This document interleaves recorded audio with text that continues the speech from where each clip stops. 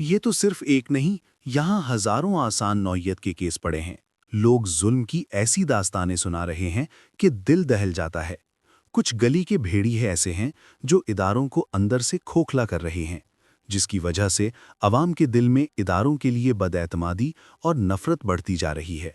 अवाम के अंदर एक लावा उबल रहा है, और जिस दिन ये लावा फट गया, कोई चीज नहीं बचेगी। इसलिए जरूरत इस बात की है कि ऐसे भेड़ियों को बेनकाब किया जाए और सख्त से सख्त सजा दी जाए। ये जो वाकया है, ये पाकिस्तान के एक मशहूर यूट्यूबर के साथ पेश आया है। उसने आखिर गलत किया ही क्या था? उसके खानदान को क्यों तकलीफ दी गई? लोगों को बताना जरूरी है कि ये यूट्यूबर गलत नहीं था। इस जैसे लोगों ने तो नौजवानों को एक नया प्लेटफॉर्म दिया, उन्हें मेहनत और कमाई का रास्ता दिखाया, उन्हें मोटिवेट किया कि भाई, यहाँ से भी रिस्क कमाया जा सकता है। ये लोग कुछ गलत नहीं कर रहे, ये तो अरबों रुपए लाकर पाकिस्तान की मदद कर रहे हैं। ना चोरी, ना डकैती। आखिर इनका कसूर क्या है? ये कहानी सुनाना जरूरी है, क्योंकि ताकतवर लोग तो कल फिर बाहर आ जाएंगे और शायद इस यूट्यूबर की जिंदगी दोबारा अजाब बन जाए। तो दोस्तों, चलें सुनते हैं इस यूट्यूबर की अपनी ज़बानी पूरी कहानी। मेरे साथ रहिएगा और चैनल को सब्सक्राइब करें। वीडियो को लाइक, शेयर और कमेंट भी करें। 16 अगस्त 2025 को जब मैं सोकर उठता हूं तो बहुत ज़्यादा एक्साइटेड होता हूं, क्योंकि हमने अपने दोस्त वगैरह मेहमान बुलाए होते हैं। हमने घर पर दावत रखी होती है। मेरे सब दोस्त आते हैं, बहुत एंजॉय करते हैं। हम खाना शाना खाते हैं, गपशप लगाते हैं। मेहमान चले जाते हैं, उसके बाद मैं और मेरी बीवी पैकिंग में लग जाते हैं, क्योंकि हमें मलेशियन गवर्नमेंट का एक इवेंट होता है। वहाँ से इनवाइट आया होता है कि सलमान भाई, आप आएं, हमारे लिए कुछ वीडियोज़ वगैरह बनाएं। पूरे पाकिस्तान से उन्होंने एक मेल और एक फीमेल को चुना होता है। मेल में उन्होंने मुझे चुना होता है। बाकी कंट्रीज से भी उन्होंने एक मेल, एक फीमेल इनवाइट किए होते हैं। और मैं बहुत एक्साइटेड था कि पूरे पाकिस्तान में से एक बंदा चुनना था और उन्होंने मुझे चुना। मैं बहुत ऑनर फील कर रहा था। हमने बहुत जल्दबाजी में पैकिंग की, क्योंकि मेहमान आए हुए थे, टाइम नहीं मिलता था। और मुझे क्या पता था कि जब हम पैकिंग करके घर से निकलेंगे तो मेरी जिंदगी का सबसे मुश्किल वक्त शुरू हो जाएगा। मेरे वहमो गुमान में भी नहीं था कि मेरे साथ क्या होने वाला है। हम जब पैकिंग करके सामान गाड़ी में रखते हैं, गाड़ी हमारी एयरपोर्ट की तरफ चल पड़ती है। एयरपोर्ट पहुंचते हैं, सामान अनलोड करते हैं। रात के 9 बजे के करीब हमारी फ्लाइट होती है। हम काउंटर पर जाते हैं और हमें बोर्डिंग पास मिल जाता है। उसके बाद जहां इमिग्रेशन होती है, जहां पासपोर्ट पर एग्जिट स्टैंप लगती है, हम जब वहां पहुंचते हैं तो वो मुझसे पूछते हैं कि आप पर कोई एफआईआर तो नहीं है। मैंने कहा नहीं। वो बोलता है, आपका साइबर क्राइम में कोई इशू है क्या? मैंने कहा नहीं। वो कहते हैं, आप हमारे साथ आ जाएं। मैं और मेरी बीवी एक दूसरे की तरफ देखते हैं कि ये क्या हो गया। हम किसी को ऑन टाइम ज़्यादा इन्फॉर्म ही नहीं कर पाते।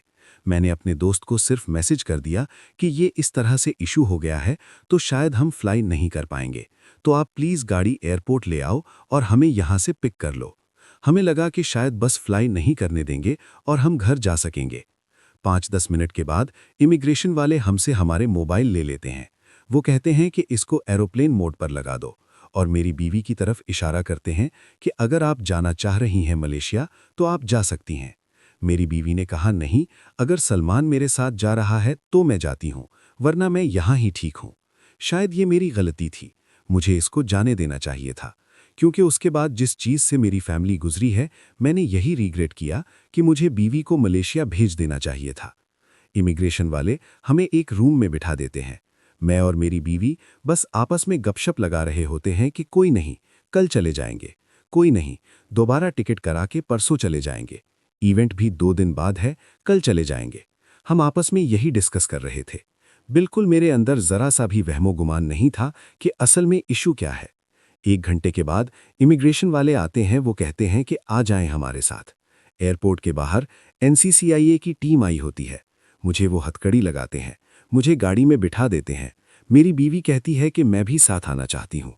मैंने उसको कहा नहीं, तुम घर चली जाओ, मुझे नहीं पता क्या सीन है, मैं हैंडल कर लूँगा। वो गाड़ी भी चल पड़ी थी। गाड़ी सीधा चली गई एनसीसीआईए ऑफिस गुलबर्ग। उस वक्त यूट्यूब पर सलमान भाई की गिरफ्तारी की हर तरफ बहस चल रही होती है। सलमान भाई को लाहौर एयरपोर्ट पर उस वक्त गिरफ्तार किया गया जब वो मुल्क से बाहर जा रहा था। एनसीसीआईए लाहौर ने मारूफ यूट्यूबर सलमान भाई के खिलाफ मुख्तलिफ इल्ज़ामात के तहत मुकदमा दर्ज कर लिया। साइबर क्राइम एजेंसी ने यूट्यूबर सलमान भाई के खिलाफ मुकदमा दर्ज कर लिया है। मशहूर यूट्यूबर सलमान भाई कल रात से गिरफ्तार हैं। सलमान भाई, सलमान भाई, सलमान भाई। रात के तकरीबन 11 बजे हम एनसीसीआईए ऑफिस पहुंच जाते हैं। हथकड़ी मुझे लगी हुई थी। मुझे ऊपर एक रूम में ले गए। जब मैं एनसीसीआईए ऑफिस पहुंचता हूं तो वहां 6-7 ऑफिसर्स बैठे होते हैं। मेरी हथकड़ी वो खोल देते हैं, मुझे कुर्सी पर बिठा देते हैं और मेरी इंटरोगेशन शुरू हो जाती है। वहां पर मुझसे एप्लीकेशंस के प्रमोशन के बारे में सवाल करते हैं। वहां मुझे पहली बार आइडिया होता है कि इस इशू पर मुझे एयरपोर्ट पर रोका गया। खैर, वो जो सवाल करते गए मैं उनको बताता गया। मेरे पास 3 मोबाइल थे। मैंने तीनों मोबाइल के पासवर्ड उनको दे दिए। उन्होंने मेरे से मेरे जीमेल अकाउंट के पासवर्ड पूछे। मैंने वो भी उनको ऑन द स्पॉट दे दिए। उन्होंने मेरे से मेरे लैपटॉप का पासवर्ड पूछा। मैंने वो भी उनको ऑन द स्पॉट दे दिया। ऐसा भी नहीं कि मैंने कोई बहाना लगाया कि पासवर्ड भूल गया हूं, क्योंकि मेरे पास छुपाने को कुछ था ही नहीं। मैं इदारे के साथ कोऑपरेट करना चाहता था। मैं ये नहीं चाहता था कि इदारा ये सोचे कि मैं कुछ छुपा रहा हूं। मेरा 23 दिन का रिमांड लिया गया। वो सारी इन्वेस्टिगेशन मैंने पहले 23 मिनट के अंदर दे दी थी। कई घंटे गुजर जाते हैं और तमाम ऑफिसर्स मेरी इंक्वायरी लेकर चले जाते हैं, सिवाय एक के, जो मेरे इन्वेस्टिगेशन ऑफिसर थे, एडिशनल डायरेक्टर शोएब रियाज साहब। मेरे आईओ के अलावा जब तमाम ऑफिसर्स चले जाते हैं तो एक प्राइवेट बंदा बाहर से अंदर आता है। तो आईओ मुझे कहता है कि सलमान, तुझे पता है कि तेरे ऊपर एफआईआर होने वाली है।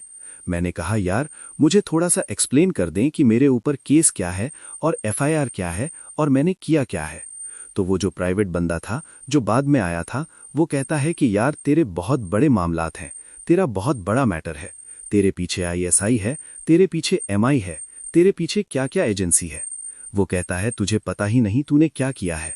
तो वो मुझ पर ये इंप्रेशन डालता है कि हर इदारा मेरे पीछे पड़ गया है। साथ ही कहता है, लेकिन अगर आप हमारे साथ कोऑपरेट करेंगे तो हम आपके साथ कोऑपरेट करेंगे। मेरा तो काम ही कोई नहीं है। मैं सुबह उठा, फैमिली को टाइम दिया, बेगम को टाइम दिया, एक आध दोस्त को टाइम दिया, जाकर व्लॉग वगैरह बना लिया, घर आए, सो गए। That's it. इसके अलावा मेरी जिंदगी में कुछ है ही नहीं। मेरे दिमाग में 100 सवाल आना शुरू हो गए, लेकिन जवाब किसी का नहीं था। खैर, उन्होंने मेरे ऊपर एफआईआर दे दी। मुझे हवालात में बंद कर दिया। मैंने जिंदगी में कभी हवालात नहीं देखा था। उस रात मैं नहीं सोया। मैं जागता रहा, रोशनी हो गई। हवालात में सिर्फ एक ही लड़का था। मैंने उससे भी ज्यादा बातचीत नहीं की।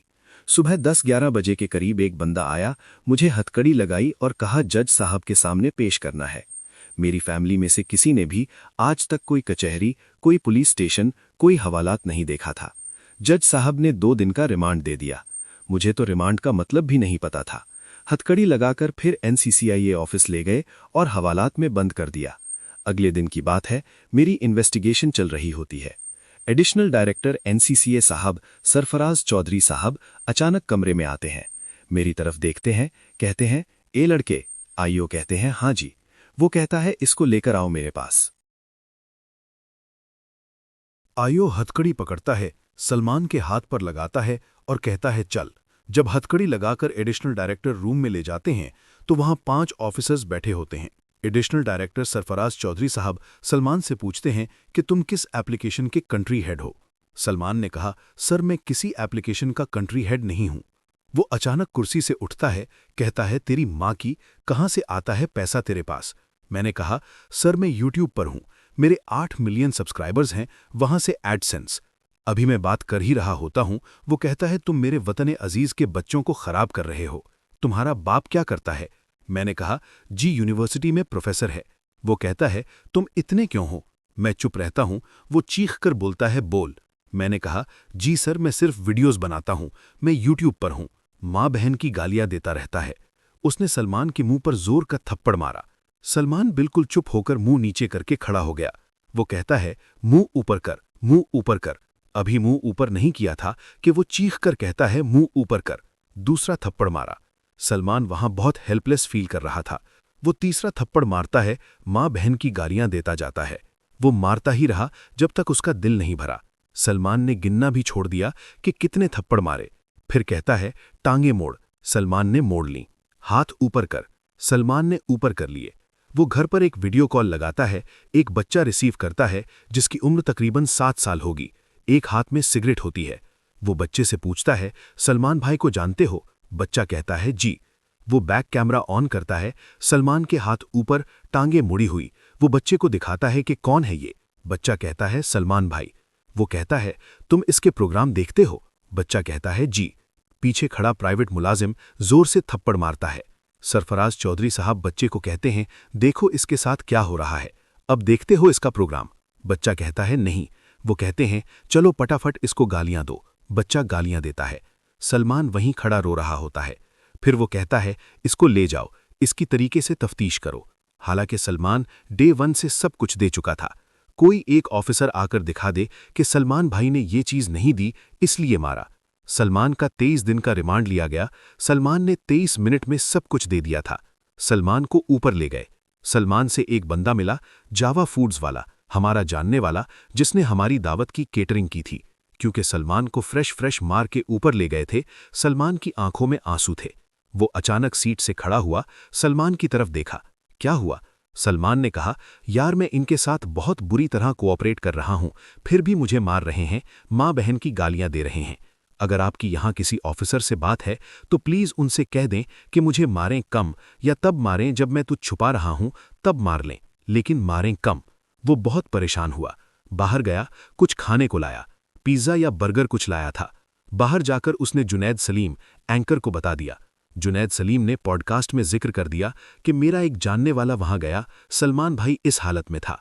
लोग मिलने गए तो सलमान भाई पांव पड़ गया, बिलक बिलक कर रोने लगा, पिज्जा छोड़ो, इनसे कहो मुझे मारें कम, बहुत मार रहे हैं। इस बात पर सलमान को अंदर डांट पड़ी कि सलमान बाहर बात लीक कर रहा है। सलमान ने फैसला किया कि अब सलमान किसी को कुछ नहीं बताएगा, जितना मारना है मारें। अब मैं आपको बताता हूं कि पूरी इन्वेस्टिगेशन के दौरान असिस्टेंट डायरेक्टर शुएब रियाज का एक फ्रंटमैन था। इसका सिर्फ एक काम था कि सलमान से पैसे मांगे। एक दिन उसने पूछा, यार तू बेवकूफ है? सलमान ने कहा, क्या हुआ? वो बोला, तेरे पीछे कोई आने वाला नहीं। सलमान ने कहा, मेरी फैमिली कभी इन चक्कर में नहीं पड़ी। वो बोला, नहीं तू बेवकूफ है, तुझे समझ नहीं आ रही मैं क्या कह रहा हूं, तुझे अपना मसला हल नहीं करना। सलमान ने कहा, मुझे समझ नहीं आ रही। वो बोला, भाई लगता है तुझे सारा पैसा कब्र में लेके जाना है, पैसे फिर कमा लेगा, अपना मसला हल कर। सलमान ने कहा, मैं इन चक्कर में कभी नहीं पड़ा, मुझे नहीं पता पैसे कितने लगते हैं। वो बोला, तेरा मसला 7-8 के अंदर हल हो जाएगा।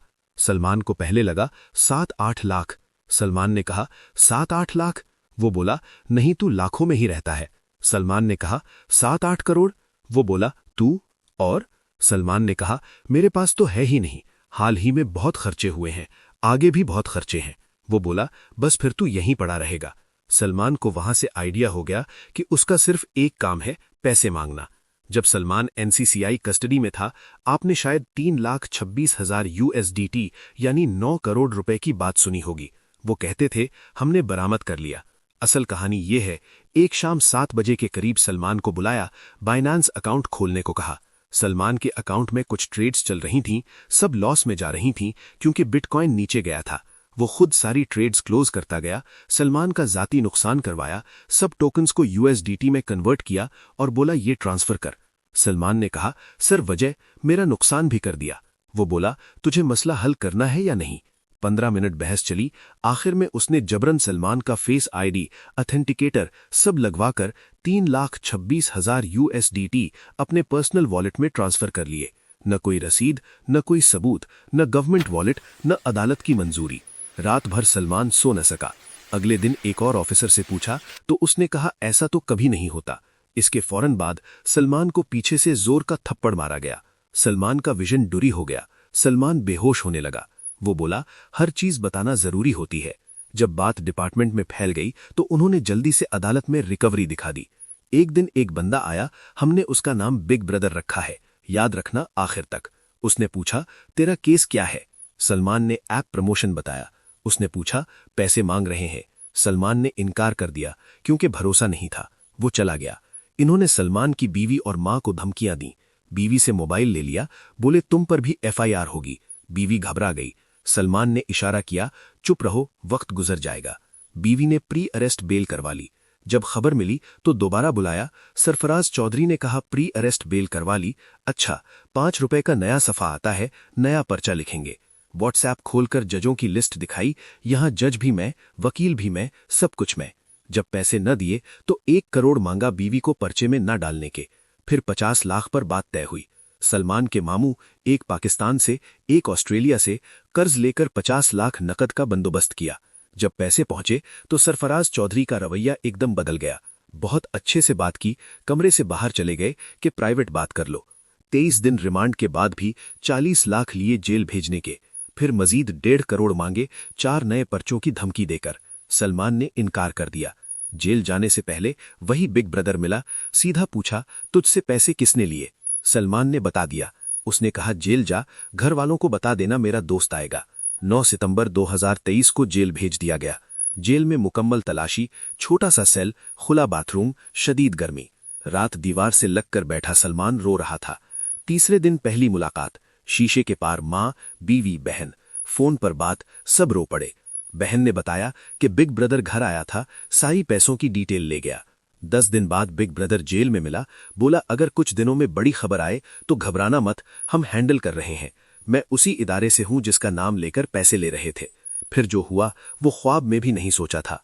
सरफराज चौधरी मुअत्तल, शुएब रियाज समेत 8 ऑफिसर्स गिरफ्तार, 90 लाख रिश्वत का केस, कई ने इस्तीफा दे दिया।